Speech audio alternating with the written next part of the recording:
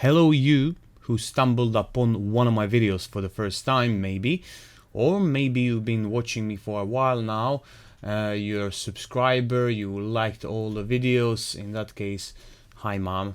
Ha ha ha ha.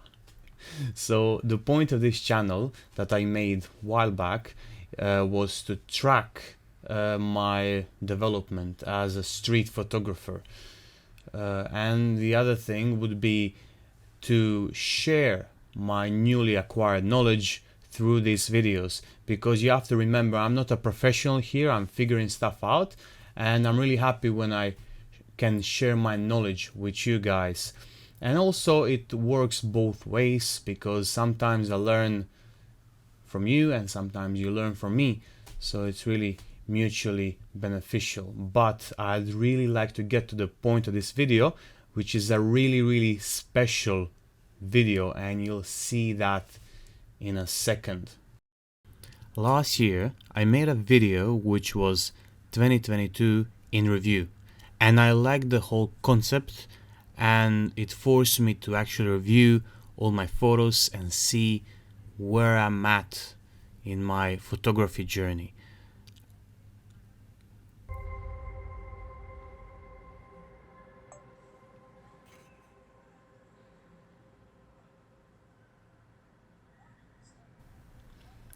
Today you're seeing 2023 in review.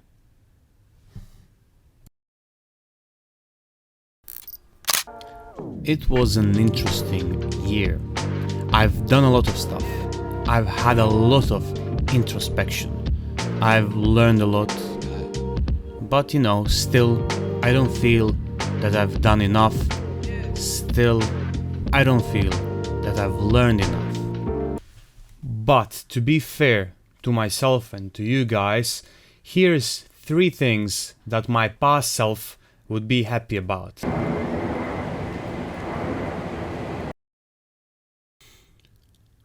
Last year, I created a system for myself that I now call means of preventing senseless street photography. I had often caught myself senselessly roaming the streets, and in order to prevent this, I gave myself a challenge and decided to focus my photography on a specific technique on that particular day. Giving myself projects meant having a goal, and with a good defined goal, scoring is manageable. Naturally, each project resulted in a set of photos that had a really nicely defined structure, and I just fell in love with that.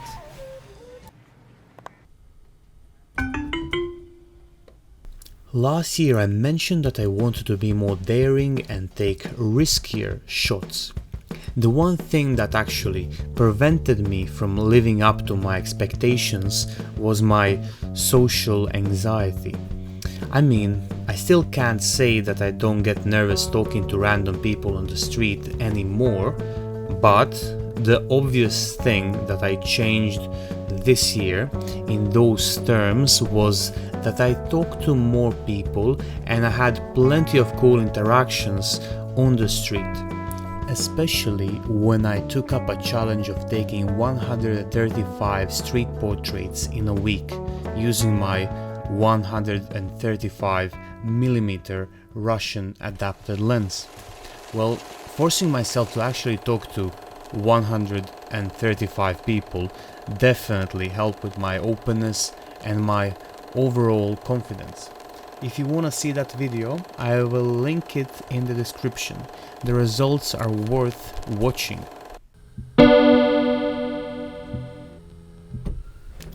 I have to say that this one is more of a byproduct of just practice. My videos are way more watchable than when I first started. I've learned so much more about editing and telling a story, and not only that, I enjoy it equally as taking photos. More so that I even have plans of getting into filmmaking or at least making solo short films because I have a lot of ideas. The inspiration is just bursting out of me when I'm doing these little challenges and videos, and I've really grown to love visual storytelling, and it's something I'd like to pursue more this year. All this was last year though. The real question is, what's next? As I said before, while making this, I reviewed all the photos I've done this year. I curated the best photos I made, regardless of the set they belonged in. I'm going to show you my picks now, and I know each photo isn't for everyone, so let's play a game. I'd like you to interact with the video.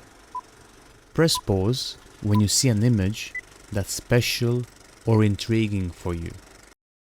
Realize that I've never experimented more with styles than this year.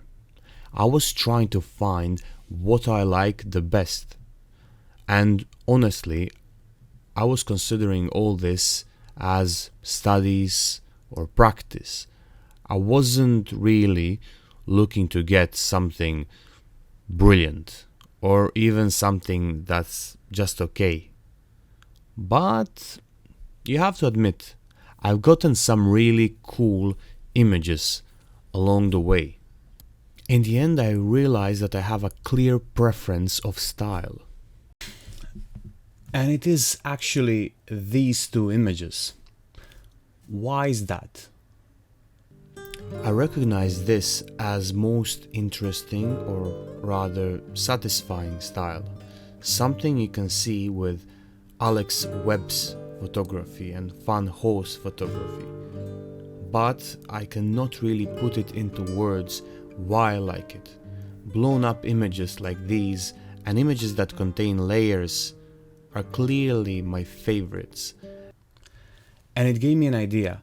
Why wouldn't I do these exclusively? So why wouldn't I pick a style of image and just practice it until it's perfect, or until I'm sick of it? That would be an actual challenge for this year. And I think that would determine if I'm really into street photography for the right reasons or not.